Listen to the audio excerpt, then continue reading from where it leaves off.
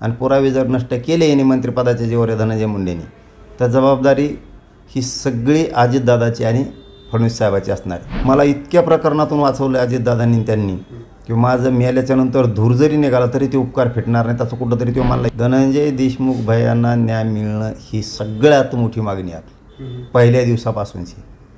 आणि दुसरं, खून करणारे आणि खंडणीतले आरोपी एकच आहेत. यांना सगळ्यांना 302 लागून मोका लागून 120 भाग खाली हे सगळे येऊन हे सगळ्यांची अंडर ट्रायल चालली पाहिजे. यांचे सगळ्यांचे नार्कोटिस्ट पण झाली पाहिजे. आणि यांना सांभाळणारे जे लोक आहेत, यांना जे सांभाळणारे लोक आहेत की काय म्हणूयात आपण त्यांना की खंडणीतले आणि खुनातले, खून करणाऱ्यापेक्षा आणि खंडणी मागणाऱ्यापेक्षा सामूहिक कट घडून आणणारे सगळ्यात मोठा गुन्हेगार आहे. त्यामुळं आणि त्यांना मदत करणारे, गाड्या घेऊन पळणारे, खोल्या देणारे, पैसे देणारे, ही जी साखळी आहे ना ही खूप मोठी आहे संघटित गुन्हेगारीची. ही सगळी जेलमध्ये आरोपी करून गेलीच पाहिजे. याच्यात कोणीही आरोपी सुटता कामा नाही, एकसुद्धा.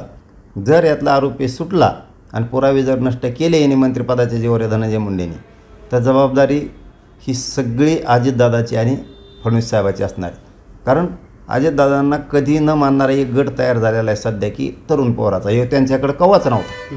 ह्यो राज्यातला पुरा या डाग लागलेल्या धनंजय मुंडेंमुळं हे खून घडून आणणाऱ्या आम्हाला 100% शंका आणि संशय याच्यासोबत राहून याला वाचवण्याचा प्रयत्न करून. कारण ते एका भाषणात म्हणलं सुद्धा की मला इतक्या प्रकरणातून वाचवलं अजितदादांनी त्यांनी की माझं मेल्याच्या नंतर धूर जरी निघाला तरी ते उपकार फिटणार नाही, तसं कुठंतरी ते म्हणलं. याचा अर्थ तुम्ही एक पापी माणसाला अजितदादा वाचवताय हे लक्षात ठेवा.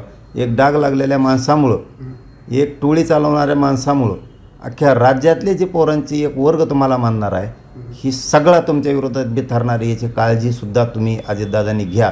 जर पुरावे धनंजय मुंडे नष्ट केले आणि याच्यात जर काही अफरातफरी झाली तर जबाबदारी फडणवीस साहेबांची आणि अजितदादाची 100% तेच जबाबदार असणार. महाराष्ट्रातील सर्व बातम्यांचे विश्वासार्ह व्यासपीठ.